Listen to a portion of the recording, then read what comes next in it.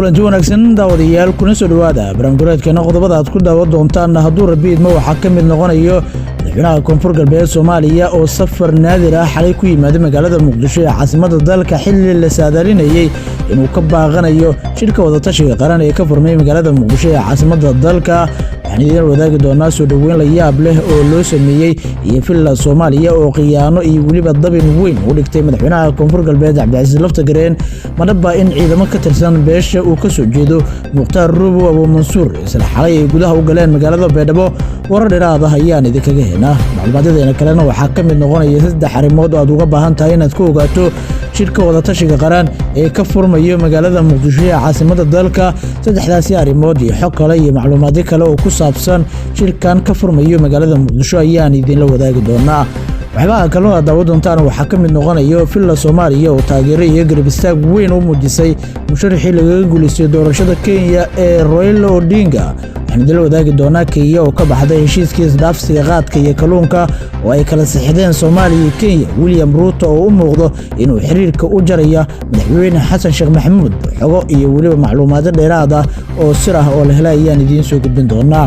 BBC-duna waxay lacag xad dhaaf ah ku qaadanaysaa wareysi lagu buubuninayo barnaamijka waxqabadka boqolka maalmood ee madaxweyne Xasan Sheekh Maxamuud xilli fillada qudheedu qaybta warbaahinta khilaaf xooggan uu ka dhaxeeyo oo ku aadan qaabka loo baahinayo inta lacag lagu bixinayo macluumaad dheeraad ah ayaan idinkaga heynaa sidoo kale waxaan idin soo gudbin doonaa madaxweynaha waddanka Turkiga Rajab Tayyip Erdogan oo ka digay daandaansiga waddankiisa ay ku wadaan reer galbeedka hadaba fariin culus oo uu diray iyo Turkiga oo u muuqda in haatan uu diyaar garoobaya dagaal ayaan xog idinkaga heynaa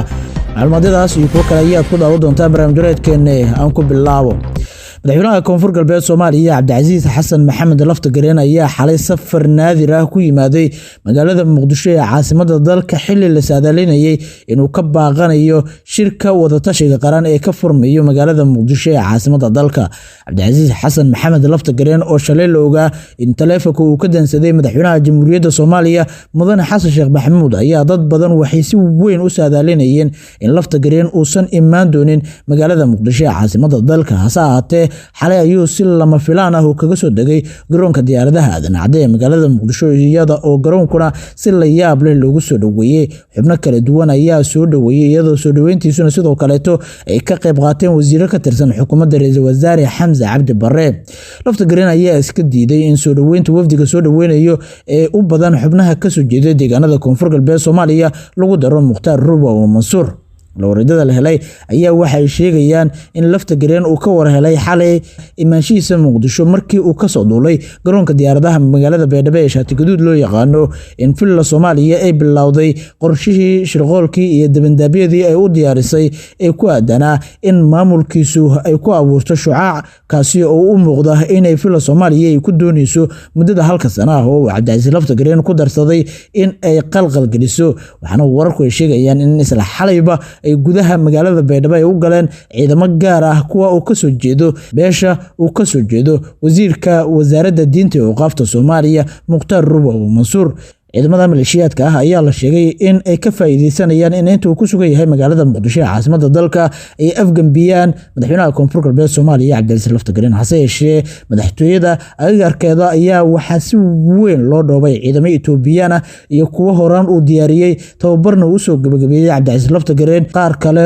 oo ka mid ah ciidamada sida gaarka u tababaran ee loo diyaariyay madaxweynaha koonfur galbeed Soomaaliya horaana kaga soo hormuuqday wasiirka wasaaradda warfaafinta koonfur galbeed Soomaaliya oo sheegay in ay ciidamadan u diyaariyeen wax walba oo amnigooda qalqal ku ah inay ka hortagaan maleeshiyaadkan ayaa fadhiya haatan sida wararku ay sheegayaan meel aanan masaafo sidaas ah u jirin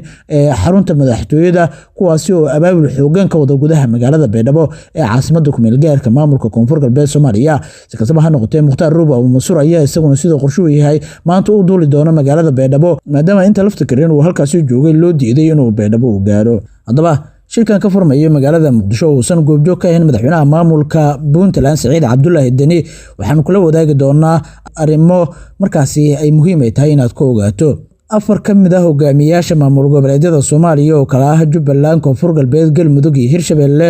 waxay xalay ku hoydeen magaalada muqdisho ee caasimada dalka. madaxweyne axmed maxamed salaam madoobe, cabdicasiis laftagareen, axmed cabdi kaariye qorqor iyo cali guudlaabe xuseen ayaa siyaabo kala duwan u soo gaaray saacadii lasoo dhaafay magaalada muqdisho, iyadoo soo dhaweyne ay u sameeyeen wasiirada xukuumadda. ayaa ah madaxweynaha kaliya ee aan ka soo degin garoonka diyaaradaha aadan cadde ee magaalada muqdisho, isagoo si cad u diiday in uu muqdisho yimaado. shirka wadatashiga qaran waxa uu qorshe u yahay in uu furmo maanta, waxaana ka qaybgeli doono dhammaan madaxda dalka oo uu ka mid yahay gudoomiyaha cusub ee gobolka Banaadir. wasaaradda arrimaha gudaha xukuumadda federaalka Soomaaliya oo hormuud u ah qabanqaabada shirkan ayaa daha ka qaaday in kulankan diiradda lagu saari doono arrimaha hortubinta u leh wadanka. wasiirka wasaaraddan Axmed Macalin Fiqi oo madax u ah guddiga soo dhaweynta madaxweynayaasha ay xukuumaddu u saartay ayaa waxa uu cadeeyay in dadka Soomaaliyeed indhaha ay ku wada hayaan shirkani. ajandaha ugu weyn shirkan waxa uu yahay isaga oo madaarka aadan cadde uu ugu waramay saxaafadda kadib markii uu soo gaaray magaalada muqdisho. madaxweyne Axmed Madoobe ayaa tibaaxay in ajandaha ugu weyn ee shirkan uu yahay ammaanka. taag badan ma jiro ayuu raaciyay, isaga oo u muuqda in meesha uu ka saaray kala aragti duunaanshihii ka dhex jiray madaxda Soomaalida, gaar ahaan qodobada xasaasiga ah ee hogaaminta.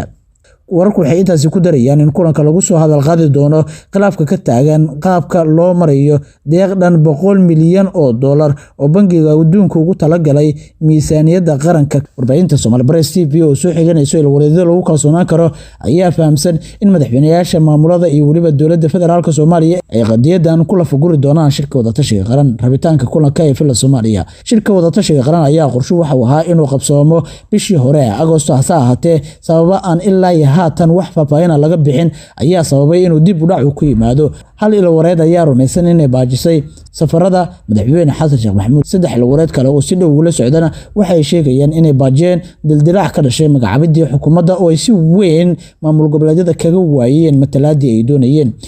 madaxtooyada Soomaaliya ayaa si weyn uga ololeynayso inuu mar kale uusan baaqan kulanka, maadaama Xasan Sheekh Maxamuud uu raadinayo sawir guud oo uu la tago shirka loo dhan yahay ee Jumciyadda Qurmaha ka dhaxaysa ee qaramada Midoobay. sawirka guud ayaa ka caawinaya madaxweynaha in uu sharaxaad u helo halku dhiga uu ololaha ku galay ee Soomaaliya heshiis dunida heshiis la ah, ayuu yiri mid ka mid ah dadka la socda siyaasadda Soomaaliya. kulanka waxa uu sidoo kale furo u noqon doonaa wada shaqayn dhow oo madaxda Soomaalidu ay yeeshaan mustaqbalka. filashiga guul wax walba oo ka yimaado waxa cawaaqib ku muteysanaysa Soomaaliya oo qura. dhinaca kalena fila Soomaaliya ayaa garbistaag u muujisay madaxweynaha talada laga guuleystay ee dalkaasi Kenya William Ruto.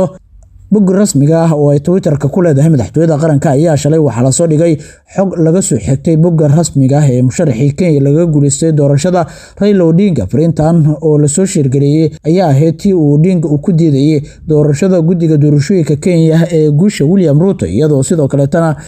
kale la falowgareeyay boggiisa dhacdadan oo loo maleynayo inay ku timid mas'uuliyad daro ka dhacday ee dadka gacanta ku haya bogga madaxtooyada ayaa ah mid sumcad daro weyn ku soo jiidi karta dalkeena, isla markaasina qalqal gelinaysa siyaasadda arrimaha dibadda ee dalka. waxaana tallaabooyinka noocan oo kale ay horseedi karaan in dalkeenu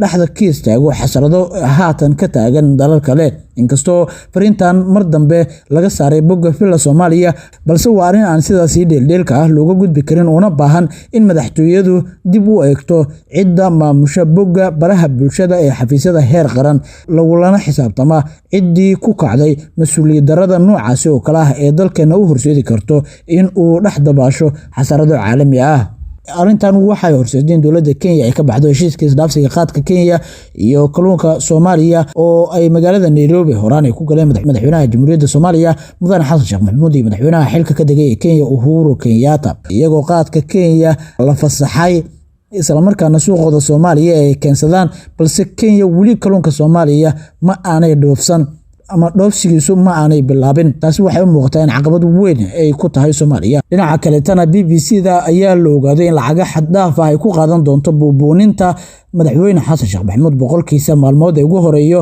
wareysi ay ka qaado madaxweynaha. ilo xuquuqaal ayaa waxay sheegayaan in koox BBC-da ka socoto ay soo gaareen magaalada Muqdisho caasimada dalka, ayna doonayaan inay wareysi ay ka qaadaan madaxweyne Xasan Sheekh Maxamuud. wareysigan ayaa ka shaqeeyay Masar Dige oo ka mid ah madaxda warfaafinta ee fila Soomaaliya iyo Muxudiin Roble oo ah madaxa BBC Soomaali. labada nin waa ehel